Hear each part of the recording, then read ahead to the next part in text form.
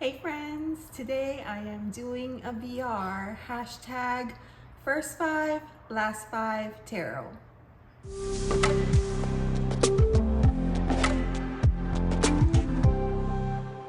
When I first saw this hashtag, I thought it sounded like a lot of fun and really interesting, right? Looking at your collection with a different lens. But once I started preparing for it, I realized that it was going to require a little bit of extra work and some research. So I already keep a running tally, if you would, of the decks in my collection and when they came into my collection. But historically, as I have culled decks, I simply delete them from my list. And I realized for this video that I didn't have a frame of reference. So this meant I had to do a little bit of research and go through everything that I had to find out what decks I've had, which ones I've worked with, and what I have parted with. So I was able to, in essence, recreate a spreadsheet that had the list of every single deck. And then what I did was I dimmed out the ones that are no longer in my collection.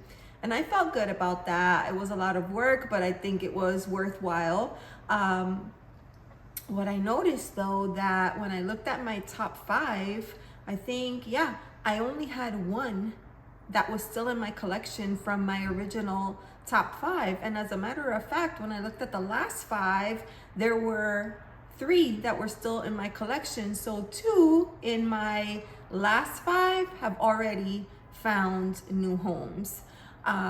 So I think this is pretty interesting. In a certain way, I tend to work with decks. First of all, my preference is I'd like to be able to work with a deck, say a month, right? And at the end of that time, I feel like I have a really good idea if the deck and I get along, if I understand its vibe, if it gets me, and if we enjoy working with each other. So I find that when I work with a deck and it's just not a match, I'm pretty quick to part ways with it. And so historically, that's what I have done. So I'll share, my very first deck was the Radiant Rider Waite. And I chose this particular version because the colors were just a little bit brighter and the artwork seemed just a little bit cleaner. And I really like the backs on that deck. I got that deck, it was a Christmas gift to self. And that was my only deck for a good 3 months. I basically did a card pull a day, and then I would study the meaning, the card, anything that I could find, and try to commit as much of that as possible to memory. But it was a difficult deck to work with, right? And I just wondered what else was out there that I could use. And at the time, the hot deck was the Light Seers. So that was my second deck.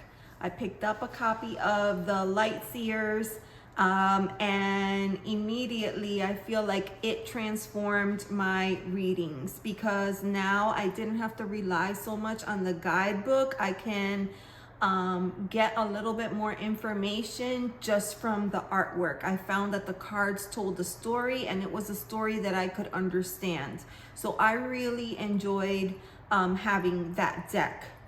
The third deck that I added to my collection was the Super Lunaris, and this deck is beautiful. In fact, of all the decks in my collection, that is the only one that I culled that I will probably re-add to my collection again at some point. I didn't have negative feelings towards it at all, but I simply traded it with a friend who wanted to work with it. I wasn't particularly tied to it, so I said sure. So that was the third deck. The fourth deck I still have in my collection, and then the fifth deck that is no longer in my collection was the Spacious Tarot. And I just wanted it to work so badly with that deck. I really resonated with the thought of kind of using it for path working and being able to look from outside into the card and, you know, see yourself in the card in the moment. And that worked. There were so many cards in the deck that I really, really loved, but there were so many cards in the deck that I just couldn't understand because I just don't, I don't work with animal energy very well. Sorry about that. I took a pause. I do live very close to a hospital, and so we hear quite a few sirens in our area. But I was telling you about the Spacious Tarot. It was too spacious for me. I couldn't understand it in the way that it deserved to be understood, and I ended up trading the deck. So now what I think I'll do is I'll flip the camera around and show you what I actually have in my collection now as the remaining top 5 decks. And by the way, thank you to Moonflower Moments for this hashtag, because I just absolutely adore these, and I knew as soon as I saw it that this would be a lot of fun. So let's start with the deck that is still in my collection that is now in the #1 spot, and that is going to be my Sasarai Beetle. This deck has been in my collection for quite a bit of time, and it was one of my original decks, and it didn't connect with me. I didn't connect with it right away. This one took some time. So it's a great example of how sometimes even after you work with a deck for a month or maybe even longer, it takes extra time. Some decks just take extra time, and I loved this deck enough, the cardstock, the artwork, the feel of it in my hands. I loved it enough that I knew that I wanted to make an effort to keep this one in the collection. And now I'm glad that I did, because now I use it probably more than ever. This is the deck that I used for all of my career readings, and I love it. I love everything about it. So that is my Sasarai Beetle. The second deck in my collection is what I call my soul deck. And this is my Tarot of Mystical Moments. I just love this deck so much. It has a very special place in my heart. The artwork is it just speaks to me in a way that none of my other decks speak to me. And I'll, share this example. Once I worked with this deck and I realized just how much I loved it, then I had a source of reference for the other decks. So if I was working with a deck and I didn't have this same kind of experience, it was just, oh, it's a nice deck and it's in my collection, then I didn't want to hold on to it. Really what I wanted was a collection of decks that made me feel a certain kind of way. And this, that sense of excitement that I feel when I pull this deck out, the wonder, that sense of being transported to another place, looking at things from a different perspective. That was something that I really enjoyed. I feel like this deck takes me to another place. And if I want to have decks in my collection, I'd like for them to be able to do that for me in some kind of way. So this deck really reshaped how I looked at the tarot and what I wanted to do with my collection from that point on. It's funny because when I first got this deck, I had decided before I got the deck that I wanted to keep all of the male figures. I feel like it wouldn't have been balanced, but as soon as I got the deck, I realized just how crazy that sounded. It didn't make any sense at all. All of a sudden, the only thing that made sense was to keep all of the females in the deck. And so I did replace the emperor with the female emperor, and the kings, I went with the king, the female kings. So yeah, this deck is pretty special, and that's my Tarot of Mystical Moments, and that is the reason why this one is still in my collection. The third deck in my collection, I may have to zoom in for this, is my mini RWS. I often forget that I even have this, and I'll say, oh, I don't have any RWS decks except for my Carol Herzer, but no, this is my RWS deck. You can see how teeny tiny it is, and this deck is awesome. I can't even hold it properly to show you the art. But this deck, I love it. And I'll tell you, I got this deck because I thought it would be good for learning. When I was taking the Tarot Foundations class with Sadhana, I found that it was helpful for me to pull out the cards that we were going to be reviewing from this mini deck and compare them to the deck that I was working on, in order to look at the symbols and everything in the card. But then not only that, I found that it was great for intention setting. I would crystal grid with these decks. With this deck, it was perfect for that. But I also found like I really enjoyed attempting to shuffle.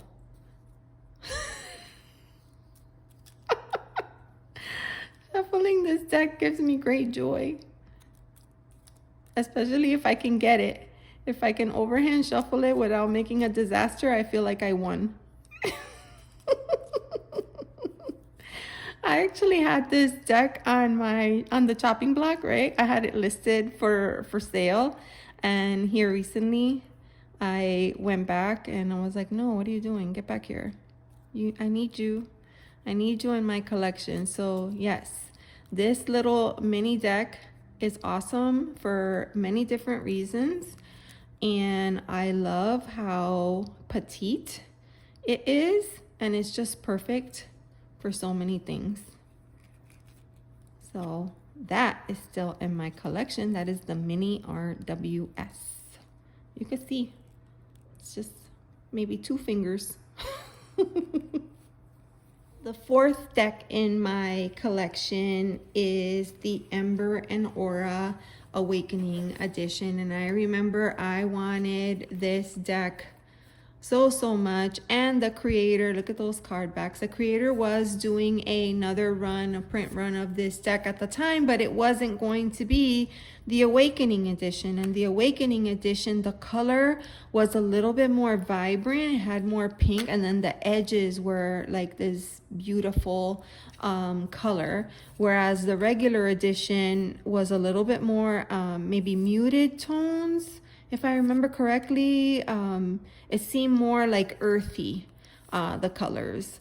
And it wasn't as much my vibe. I feel like I was digging this deck because of the colors. And so luckily, I found someone that I can trade with, and it ended up being a part of my collection. Now I love this deck very much.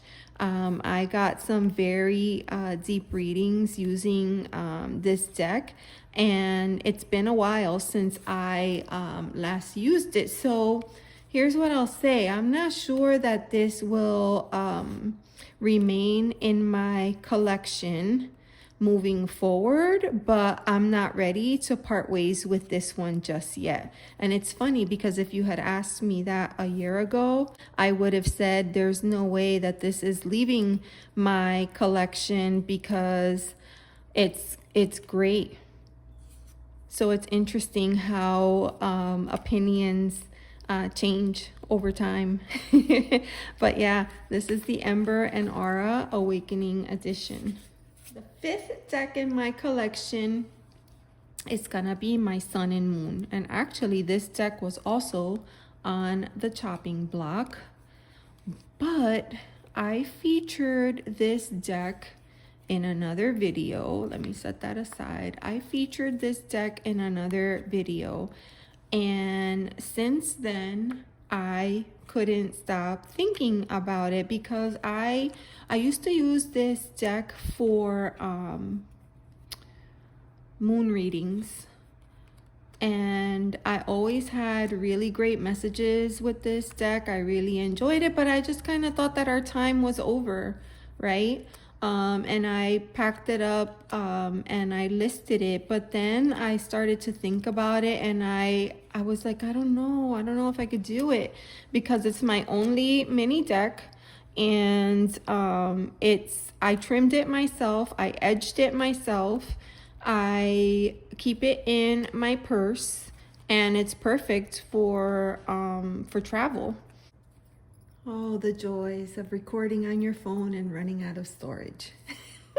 So what I was telling you, I pulled the deck out the other night and I brought it in bed with me. And I'm not sure what I was thinking because it was very dark, and obviously the lights are off, but I had twinkle lights. So I felt like, oh, okay, I'll shuffle a card and I'll pull it out and I'll wait for the twinkle light to turn on, and then I'll look at the card. So I asked the deck, how you doing? How have you been? It's been a long time. And I got the Four of Cups. And I just couldn't help but smile because the answer was so obvious. It was so obvious to me. The deck's been feeling unfulfilled. No purpose. Sad. Despondent. So I said, oh goodness. All right, well, would you like to stay in my collection? And I got Six of Wands. And I have to tell you, I was in the dark, under the covers, cracking up to myself at the thought of the response from this deck. When I said, how would you like to stay in my collection? It's just, oh my gosh, so good. And I started chuckling, and then I said, okay, well, let's pull out a final card to close out our reading.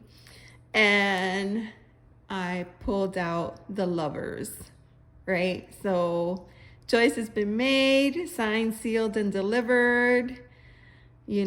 Let's shake on it, or in this case, let's embrace. So there you have it. The deck found its way back into my collection. That is the Sun and Moon Tarot. For my last 5 decks, I currently still have 3 in my possession. So I'll share the 2 that are no longer in my collection that I ended up parting ways with. The first one is going to be the Vampire Tarot. This is a deck that was on my wish list for such a long time. I mean, I didn't have any decks by Robert and Place, and I love the idea, right? The story behind vampires in general. And so I added this to my collection, and then for whatever, I just can't even explain it, I received the deck, and it was brand new in the box, never opened, and I just never opened it. I sat on that deck for at least a year when I finally decided, you know what, this has to go to a better place. So I ended up rehoming the Vampire Tarot. And then the other one was sadly the Lonely Dreamer. So this was another deck I never thought I would be able to get my hands on, but it was just such a fast favorite with so many people in the community. And I thought the images were so different than anything else that I had, but a little bit darker, maybe a little bit more, I don't know, haunting or profound. And so when the opportunity came up to back the deck on Kickstarter, I jumped at it, I backed it.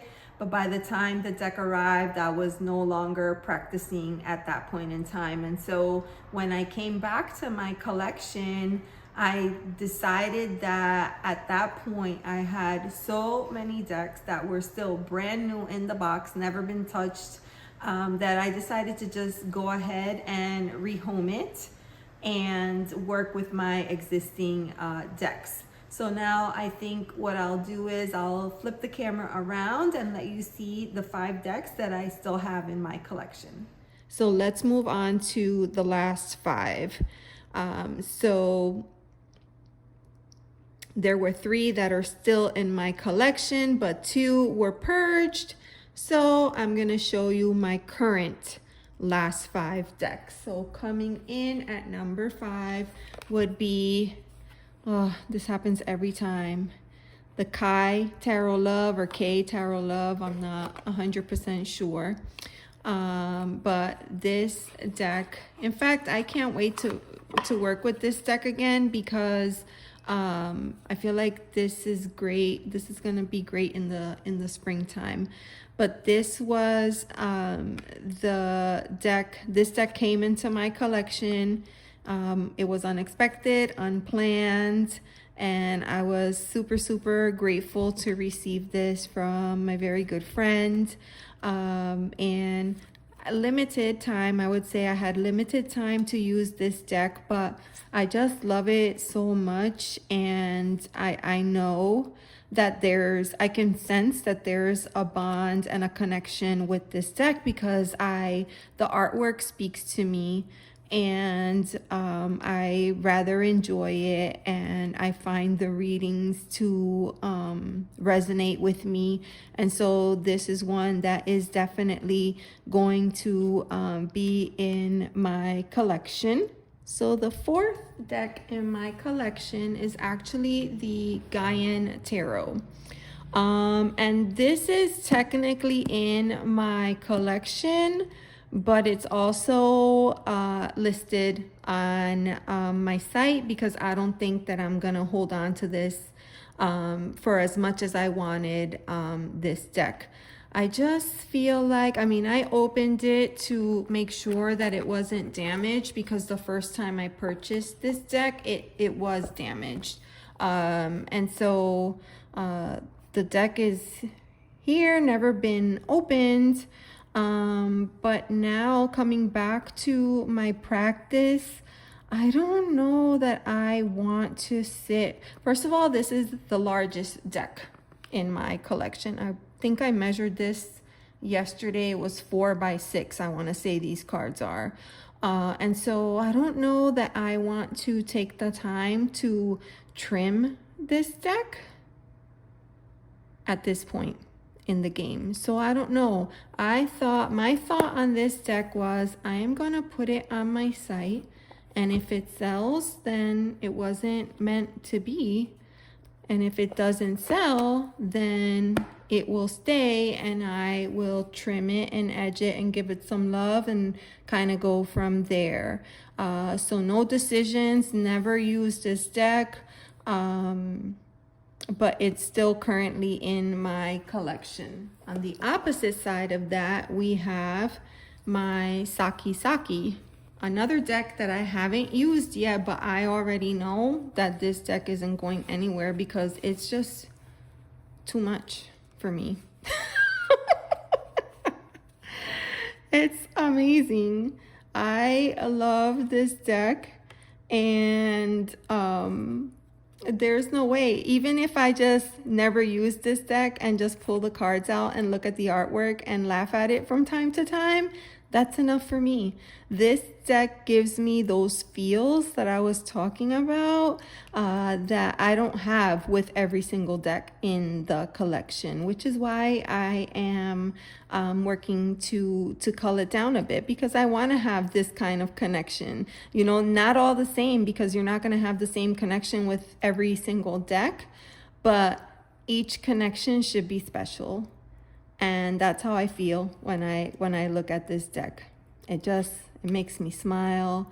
I love how quirky it is, unique. The color choices are insane to me, and I'm really looking forward to working with this deck. In fact, I am planning on doing some work with this deck in November. So yeah, it's almost hard to say that, in November.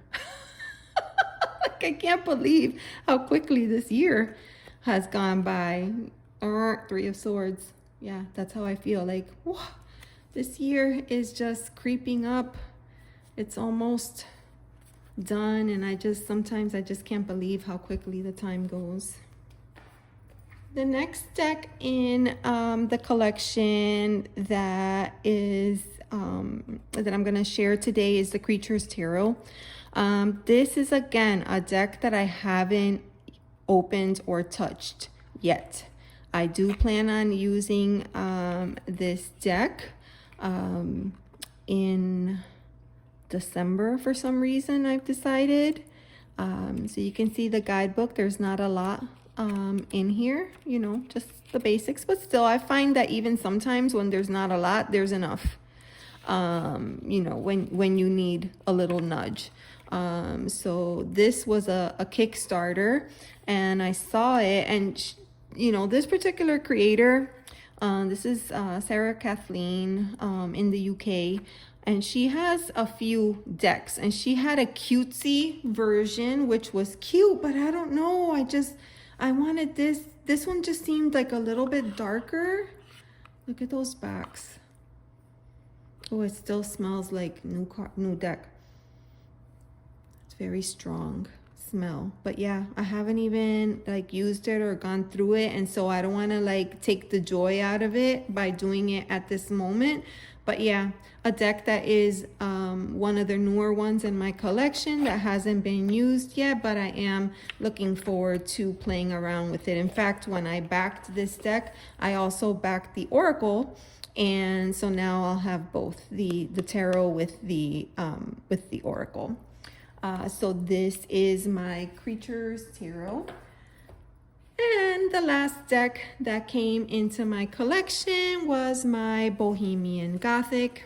And I have, you know, shown this deck quite a bit on the channel.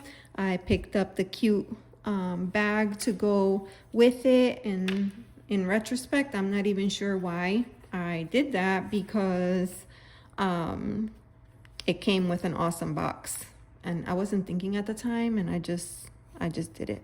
I just did it. So I haven't used this deck as of yet. I'm planning on using it this week. But here's what I'll say after going through it. I love the artwork. I am happy to have this in my collection. I'm not impressed with the cold foil stamping. I think I don't know what to make of it. The cardstock on this deck sometimes makes me worry that I'll have to be particularly careful with it, because it seems like it can bend easy. So it'll make me want to be very precious with it.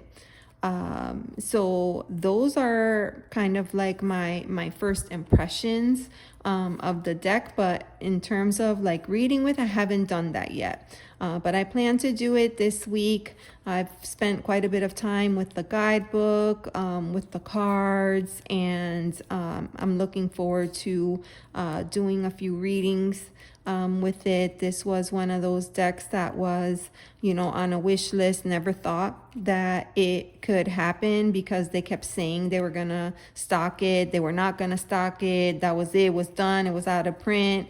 And then all of a sudden, I got the announcement that it was open for pre-orders. And at that time, I wasn't even reading tarot, but you know what I did? I ran to the computer and ordered it anyways. Because that's how I roll. So yeah, so now I have the deck, and I am looking forward to using it and see how it reads. I've been enjoying watching it on other people's channels, and I've seen it on quite a few Instagram posts, and I've heard good things about it. So I'm looking forward to playing around with this deck and seeing how everything goes. So that is it. This is the last deck that came into it's physically the last deck that came into my collection, and it's still in my collection, and that's the Bohemian Gothic Tarot. And I have to say, this was a lot of fun, and I'm glad that I ended up going back and doing the extra digging through my files to make sure that I had proper documentation on all of my decks, those that I worked with and those that are no longer in the collection. Happy to have that because I think it's important. And I probably shouldn't have deleted all of that information, but oh well, you live and learn. So there you have it. Those are the decks that are currently my first 5 and last 5 after all of the purging. Thank you. A special thank you to Moonflower Moments for this hashtag. Lots of fun, and I'm looking forward to others. Thanks for watching.